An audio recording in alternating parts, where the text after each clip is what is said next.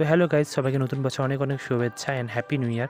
তো আজকে আমি গেছিলাম হচ্ছে দুধিয়ার সাইডে। তো দেখতেই পাচ্ছ কি জাম লেগেছে দুধিয়াতে, এত ভিড় কি আর বলবো। তো আমরা জামের থেকে কোনো মতে বের হয়ে আমরা বেরিয়ে আসলাম। তারপরে দেখতেই পাচ্ছ একটা ফাঁকা জায়গায় আসলাম, ফাঁকা রাস্তায়। তো দেখতেই পাচ্ছ দুধিয়ার নিচের ভিউজ কি সুন্দর দেখা যাচ্ছে, সবাই নদীর সাইডে পিকনিক করছে। পিছনে আমার এই যে বন্ধুটা দেখতে পাচ্ছ, একে দেখে নাও একটু। তারপরে আমরা সবাই গাড়িটা রেখে দিয়ে স্ট্যান্ডে তারপরে আমি চলে গেছিলাম ঘুরতে।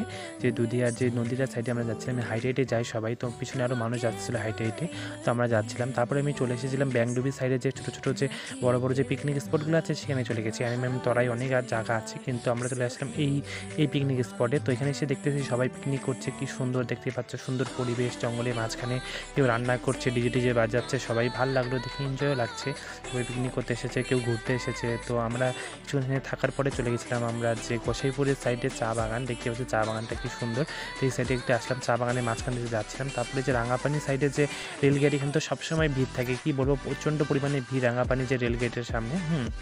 তো তারপর চলে এসেছি আমি ফুলবাড়িতে এসে দেখতেই পাচ্ছেন একটা প্রোগ্রাম হচ্ছে টিএমসি পার্টির। তো এই প্রোগ্রামে কেউ গান করছে, নাচ গান করছে। তো আমি দেখতেছিলাম, যখন যাই তখন গান হচ্ছিলো। তো আমি বসে কিছুক্ষণ গান টান শুনলাম, যেহেতু নতুন বছর, তো কিছুক্ষণ সব জায়গায় একটা প্রোগ্রাম হচ্ছেই। তো আজকে আমার ব্লগটা এইটুকুই। তো তোমার ভালো লাগলে লাইক টাইক করে দিও।